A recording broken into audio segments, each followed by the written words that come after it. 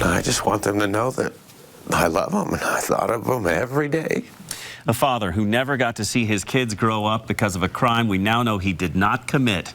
His story is a problem solver's investigation that dates back 20 years. Thanks for staying with us tonight. I'm Jeremy Hubbard. And I'm Aristea Brady. There is no way to overstate the 20-year wrong that's been inflicted on Brad Pittman. His parental rights terminated in 1997 because of a sex crime social workers say he committed against his then 4-year-old daughter. Investigative reporter Rob Lowe has more on the man who sits behind bars now and the apology state officials refused to give.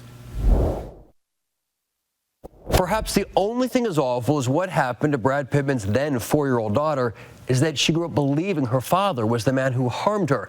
It would be 2 decades before a fingerprint exonerated her dad. Far too late to save a relationship terminated by the El Paso County Department of Human Services.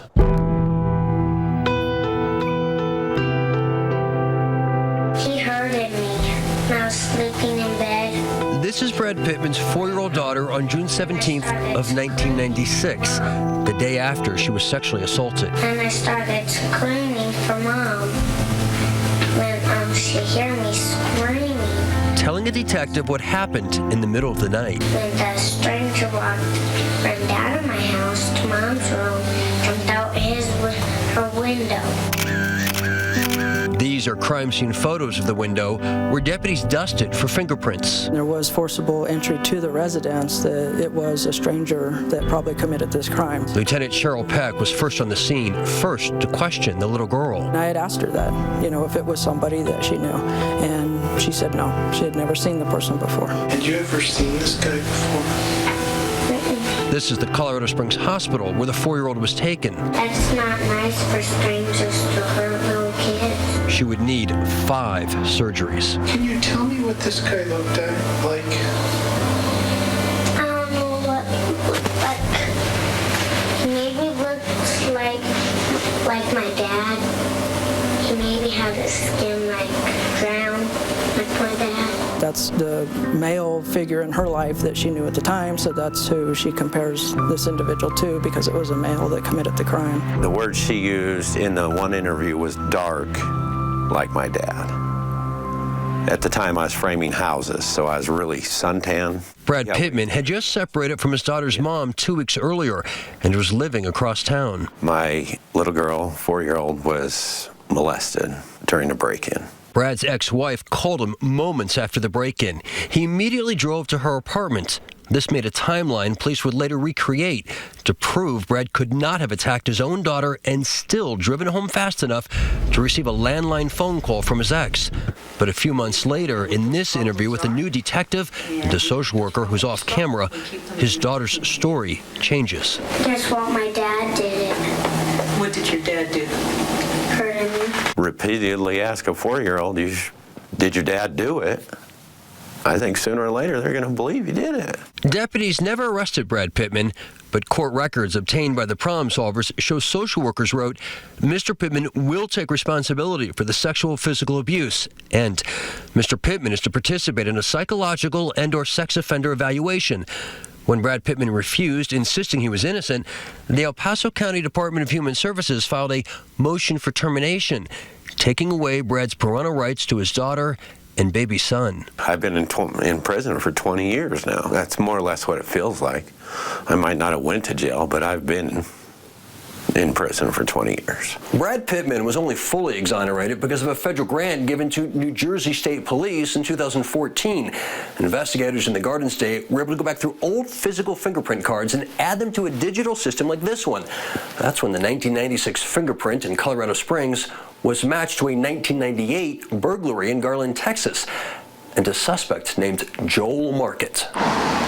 Turns out Joel Market was stationed at Fort Carson in 1996, just a short walk away from the scene of the crime, a neighborhood that had seen 5 other break-ins with similar sex attacks, which led to this composite sketch of a black male, a suspect who in 1996 was never found. His fingerprints were the only one on this window, so they could have ruled me out 20 years ago. That fingerprint on a window screen helped the jury convict Joel Market of sex assault in a child, and in January, a judge sentenced Market to 24 years. It is the nightmare that every parent thinks about. It was someone, a stranger, breaking in the middle of the night and assaulting children. Prosecutor Justin Vasquez says Joel Market didn't just victimize a 4-year-old girl. The entire family suffered from that. He didn't take anything from the house, but he robbed them of a life together. I've missed 20 years with my kids, and I don't know if they'll ever contact me. Because, you know, they've been told for 20 years that I was this horrible monster, and I'm not. Brad's ex-wife and daughter did not come to Joel Market's sentencing and have declined our repeated attempts for an interview. I feel for Brad. Kurt Smith is the detective who tracked Joel Market down in Texas and had to tell Brad's ex-wife and daughter who the real bad guy is. Even during trial, I believe there was still some belief that the father had done this, and I don't think they fully believed that it was this individual, but I think they were starting to come to terms after he was found guilty. Brad Pittman has always suspected social workers shaped false memories in the mind of his 4-year-old and remains bitter the El Paso County Department of Human Services has not apologized for terminating the parental rights of an innocent man, which is why the problem solvers went to a county commission meeting to talk with the director of El Paso County's Department of Human Services. Rick Bankson had declined our repeated attempts for an interview until he could avoid us no longer. And do you think after 20 years, your department owes him an apology? I'm not going to share in the media, acknowledge that we even have an open case. It's not an open case. That's why you can talk about it. It's not an open case.